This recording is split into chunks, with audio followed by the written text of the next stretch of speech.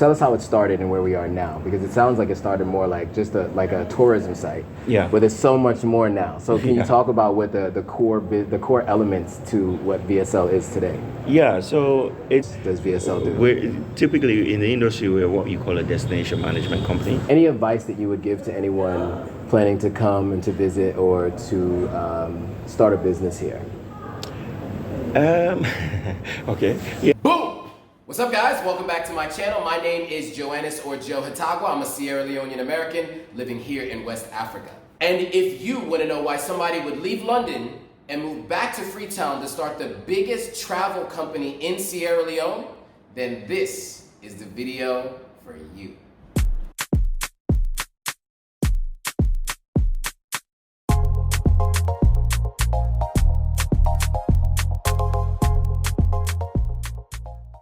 And so today we're going to talk to Bimbola. He is the founder and CEO of VSL, or Visit Sierra Leone, and he's going to tell us about the business. He's going to tell us why he left London and moved back to Freetown, Sierra Leone to build this travel company. What gaps he saw in the market, what they do. I mean, everything from real estate to travel tours to relocation packages to teach you how to relocate from the diaspora to Sierra Leone. So we're gonna get into all of that and more.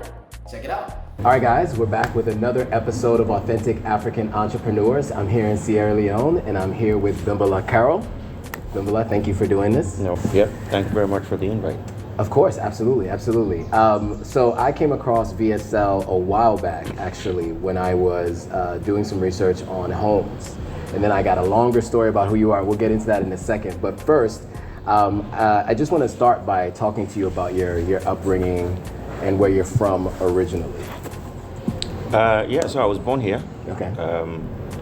Lived here, started university here. Okay. Up until 1997. Okay. And, you know, for those who are familiar with Sierra Leone history, 1997 was a year of conflict. So I had to leave. Yeah. And went to the UK for 10 years. And then came back in 2007 to set up shop here. Okay. That's a very short version of Sure. it's a very short and clean version of my life up until that point. Okay, what did you study in university? I was doing economics faculty. I was doing sociology. Okay.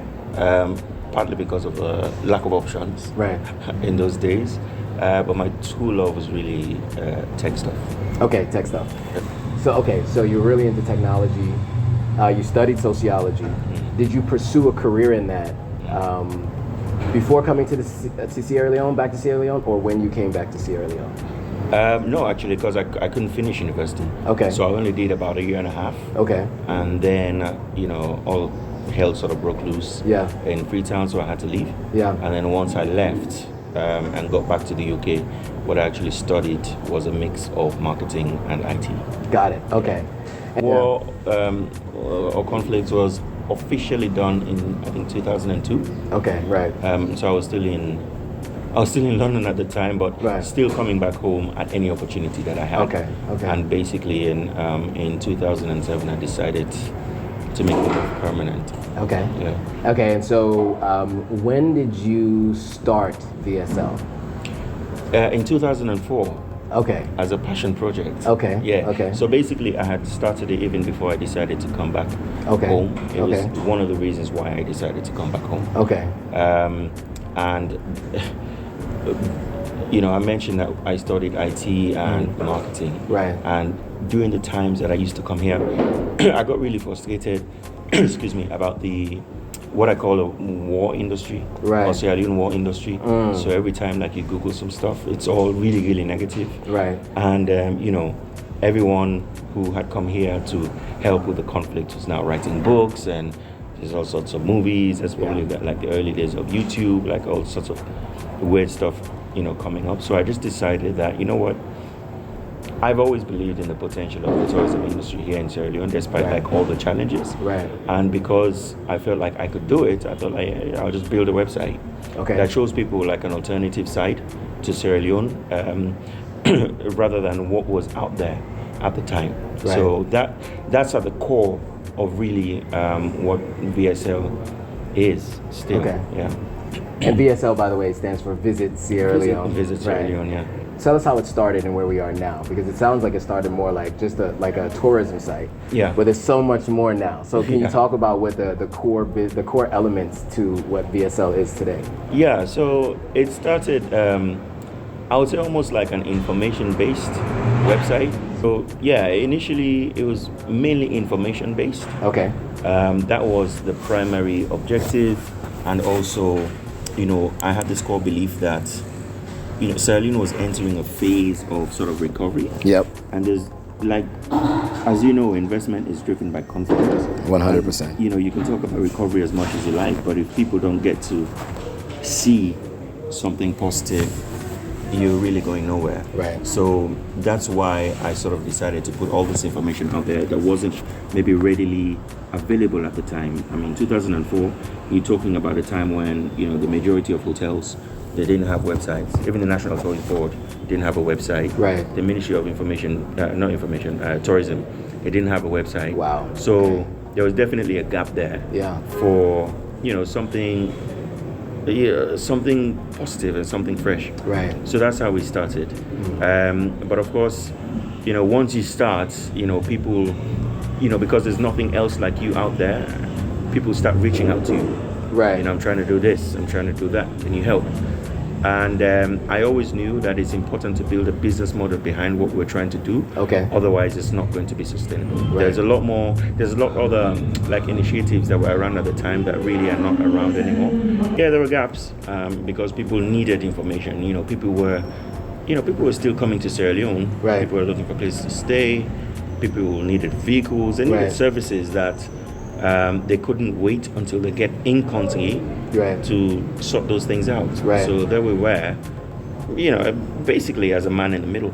Right. So then we started booking hotels for people, just arranging vehicles for people and just trying to sort out issues that people had, when they were traveling here. Right. So that's how the business model sort of emerged. Okay. It was always going to emerge, but that wasn't the crux of why we started. Right. But I always knew at the back of my mind that it's important if I wanted to create or continue doing, what I enjoy doing, which is putting Sierra Leone out there. Right.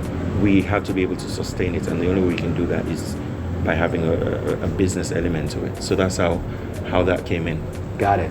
And so, so you book vehicles, you give people housing, you do tours. What else does VSL do? We're typically in the industry, we're what you call a destination management company. Okay. So I like to say we do anything. If you're coming to Sierra Leone for business, leisure, or relocation, Okay. you really want to talk to us. Okay. Because we can just make your life so much easier. Right. Right. So you're talking, if you're coming in, we have people that can meet you at the airports. They can give you, help your airport transfer, give you boats across. We can book your hotels.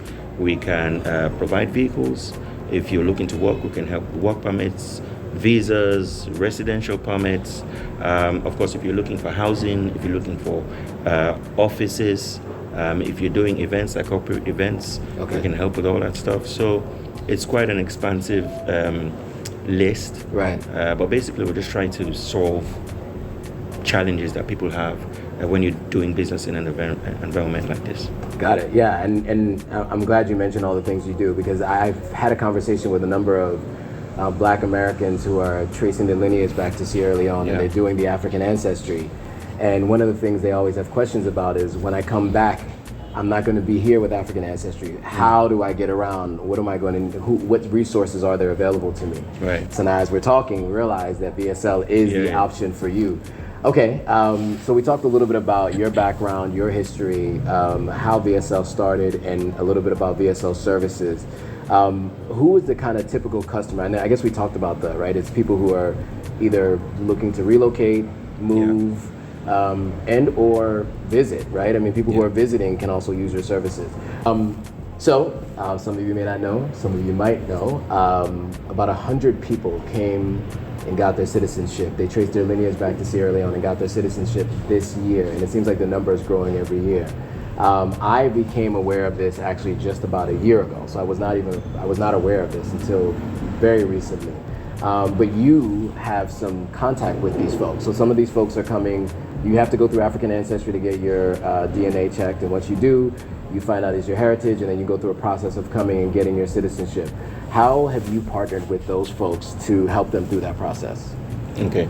Yeah, so as you mentioned, this is a scheme that was started by the Sierra Leone government a few years ago. Yeah. Basically, any African American that has traced their DNA back to Sierra Leone can be eligible for a Sierra Leonean passport, but it has to be through African Ancestry, because I think they have an MOU with African Ancestry. Right. And then once you get your results back, if you want to come to Sierra Leone, you need to speak with an established tour operator here locally.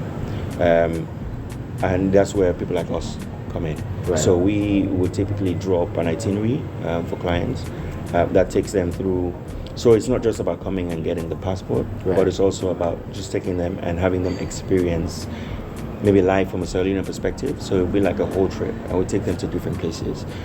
If you're from the south, we'll take you to the village in the south where you'll get given a local name. Sure. The villagers will welcome you back home, that kind of stuff. But we also just want you to enjoy Sierra Leone and Freetown. So you could be out clubbing one night, spending some time on the beach, having a tour of Freetown, going to Bonds Island, definitely. So we have a whole itinerary that's centered around that. The group that you mentioned, we also had maybe about a dozen people come through us, and we have a special dedicated website for that. Okay. It's called SierraAmericans.com. Where the information there is just tailored for African Americans that are interested in doing that. So that's also worth checking out. Awesome. So all you Pan-Africans out there, everybody who talks about nation building and you're complaining about how things are in the States, you have the potential to potentially get your Sierra Leone citizenship. So definitely check out the site. What was it? Sierra Americans. SierraAmericans.com. And then also go to African Ancestry, obviously, to take the test and see if you can be eligible to get your citizenship. What about people in country? What are some of the people who have been here? What do they come to use VSL for? Well, you have people who, for example, if they have relatives that are coming over for Christmas, or well, not just Christmas, if they're coming over here, they'll reach out to us to just help. Right. Because sometimes the simplest things can just take a bit long. Right. And if you have somebody that's specialist in providing those services, then it just helps to leave everything to them. Yeah. So, that's one angle.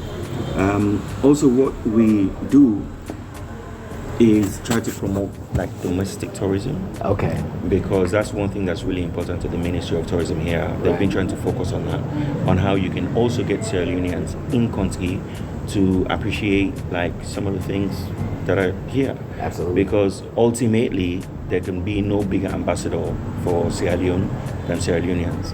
So the first step of that is actually to get people to experience some of these things that we also offer internationally.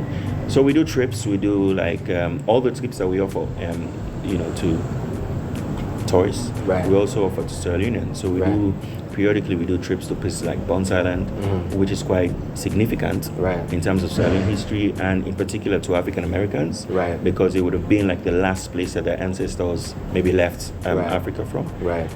We do places like Banana Island. But an interesting thing that we've been trying to do as well, which started in COVID, is to get people more active. So what we're doing is trying to mix like fitness and tourism. Yes. Right. So we've been doing more hikes, taking people to all these different places in Freetown and even beyond Freetown, just trying to keep that healthy lifestyle going. Right. But we try to make sure that we also pair it with places that have touristic value. Right. And that's been important to locals. Some of the walks and hikes are free. We call them just turn up and walk. Right. And some, because maybe of the logistics, there are more costs involved. Right. But yeah, we just try to get people to experience it. I went on the Sugarloaf in 2020. And so if you guys see the intro video and you see me climbing up some rocks, that was with VSL doing the Sugarloaf trip. Okay, cool. So we talked about the history. We talked about a number of different things. What do you love most about what you do? What do I love most about what I do? I think, in all fairness, I think it's showing Sierra Leoneans a side of Sierra Leone that they haven't seen before. Okay, I like that. Yeah, I think it's just taking people somewhere for the first time. Yeah. And they're like, wow. Yeah. Like, I never knew there's a place like this. Yeah. Sometimes not even, like even in Freetown, Sugarloaf. Yeah. Sugarloaf is like just back of Freetown. Right. But like, you'll be surprised the amount of people that haven't been. Right. You know, Takugama, the chimpanzee sanctuary, it's just in Bathurst. Bones Island technically is just on the outskirts of Freetown, but you'll be surprised about the amount of Sierra Leoneans that haven't been to these places. And I think just seeing the look in their eyes, you know, when they get to go to some of these places or experience these places for the first time, I think is what gives me the greatest joy. Okay. Because they are more likely to pass it down, right? Yeah. Which is what we really need. Yeah. You know, they're more likely to pass it down to the kids. You know, if you experience it and it's, you know, it's something that you connect with, you're more likely to, you know, tell your kid to make sure that they experience it. So I think that's what gives me the greatest joy. It's not even the, you know, financially, there isn't much. Like I said, some of it is just turn up and walk. Right. No cost. But I think what gives me the greatest joy is just seeing the look in people's faces, Sierra Leoneans especially, when they see a side of Sierra Leone that they never knew existed before. I love that. I love that. All right, so flipping to the other side, what is one of the biggest challenges you saw building a business in Sierra Leone? Or what are some of the challenges maybe? Well, there's, you know what? Starting a business anywhere is hard. Sure. You know, absolutely. there are the stats that, I don't know, maybe 70-80% of startups never actually succeed. Right. So Sierra Leone is not unique in those, you know, under those circumstances. I think sustainability can be quite challenging. Okay. Because it's, I mean, let's face it, it's termed one of the least developed countries in the world. Sure. That probably tells you something about the economy, right? Sure. Yeah. So, you know, sometimes people have like great ideas, but the economy or the states that we're in just can't really accommodate it. You know, Right. I've seen a lot of people like really good ideas, especially like around areas of tech. Right.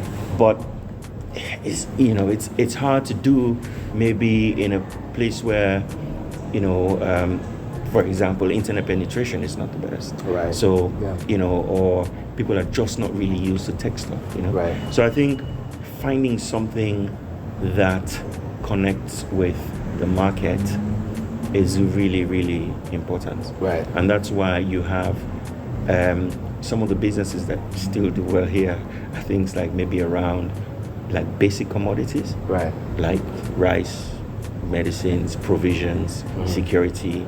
Those kind of businesses, especially in terms of the local market, Right. are always, they're necessities. Yeah. They're always going to be needed. Sure. Right. So if you kind of know what you're doing, you know, those are good industries or good sectors to be in. Right. You know, you also have people who rely on things like government contracts, right? Sure. That's a whole nother conversation. Absolutely, yeah. You know, if you know what you're doing, maybe you can use that as a base to build a sustainable business. But sometimes that kind of changes from one government to the other. Next. Absolutely. So it just sort of depends. Okay. Like for us, I think because we're more services based, Right. and it's almost like there's two sides to what we do, right? We have an international market, Right. Which that's where the majority of our business comes from. Sure. So, you know, people that are traveling here, people are always going to be traveling here. Right. So that's how we have sort of been able to stay, you know, alive. We don't necessarily, we do provide services to the local markets, but we don't necessarily just depend on the local market. Right. I think, you know, the economy here is such that it can be difficult for businesses to survive, especially businesses that are a little bit more, you know, yeah. Yeah, I get it. Totally get it. Okay, cool. I mean, that makes a lot of sense.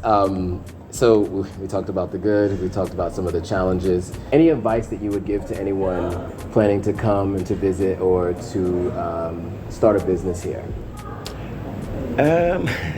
Okay, yeah, it's two different sort of sets of advice. If you're coming to visit, keep an open mind. Sure. Come with sense of humor. Sense of humor. I like right? that. I like because, that. Don't take life too seriously. Okay. Like, and I guess it also depends if you're Sierra Leonean or not Sierra Leonean. Right. But you have to understand, the context within which like locals operate as well. This is Sierra Leone with some challenges that we have are unique to us. Yep. Some, quite frankly, are not. We are not among the top developed countries for a reason. Right. So don't come here expecting everything to work as clockwork. Right. Like, we can try our best, Yeah. but even as operators, basically some things are kind of beyond our control, Understood. which is really frustrating because, like, for us, we try to obviously make sure like our clients are happy. From time to time things will go wrong. You try to make sure that you fix it in a way that's acceptable to them. But we are a man in the middle, and we're working with various other suppliers Right. who may not have the same dedication to excellent customer service that we do. Right. So you just have to kind of keep an open mind. There's a lot here to enjoy. There's a lot to enjoy. Like, Right. and people are friendly. Right. People are nice. It's Sierra Leone. Sometimes it frustrates you just sort of getting things done, and then you're literally like 10 minutes away from the beach. Right. And then you can drive down to the beach, have a cold Right. beer, and it's like, you know what? Whatever, man, we go again. Right. Exactly. So when you visit, you do have to just come with an open mind and appreciate that you have to kind of understand the context to with which local people are operating, because I think that's important. Right.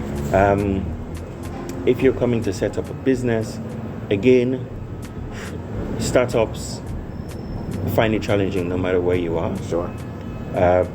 When it comes to business, my advice is similar to exercise. Okay. Do what you love. Okay.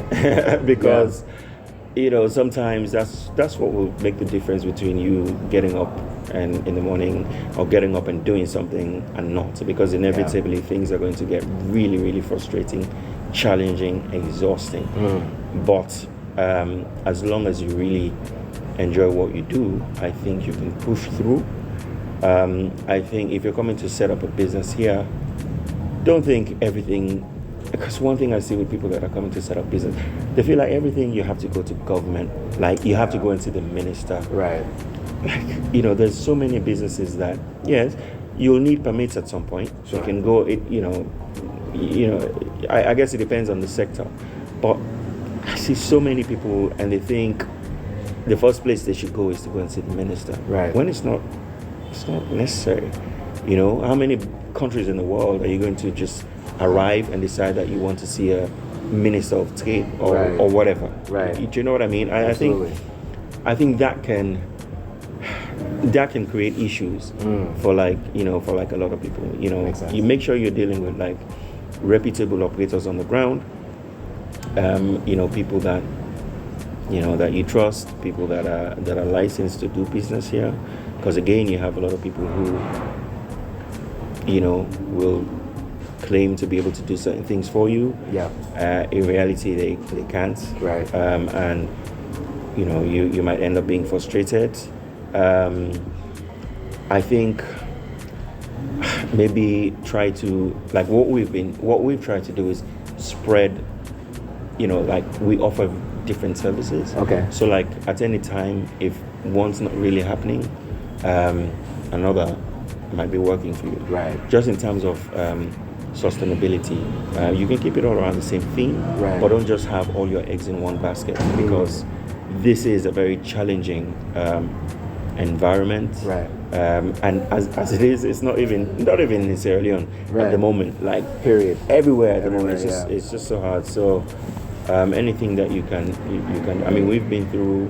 We survived Ebola. Right. We've survived COVID. Right. And we're a hospitality-based business, and a lot of other businesses, not just in Sierra Leone but worldwide, have not been so fortunate. Right. You know, you just always have to make sure you don't have all your eggs in one basket, and just push through. There it is. There it is. Very well put. Lots of great advice. And on that note, I think I will end it there. But lastly, I want to ask you, where can people find VSL Online? We're on our socials. On Facebook, we Visit Sierra Leone. Okay. On Instagram, we Visit Sierra Leone. On Twitter, we Visit SL. Okay. And people are free to contact me on LinkedIn. We have a VSL page on LinkedIn as well, but they're free to contact me directly, Bimbola Caroll on LinkedIn, if they have any questions or want to find out anything. We're there. Also, our website is visitsierraleone.org. You can drop us an email through that website as well, and we'd be happy to help.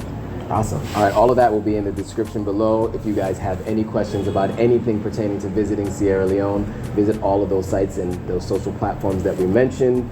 And with that, Bimbola, I want to thank you again for doing this interview. No worries. It was a long time coming. Yes, absolutely. Thanks for all you do as well. Oh, thank you. Because all of Thank this you. helps. All of this helps. Thank you. Thank you. I appreciate it.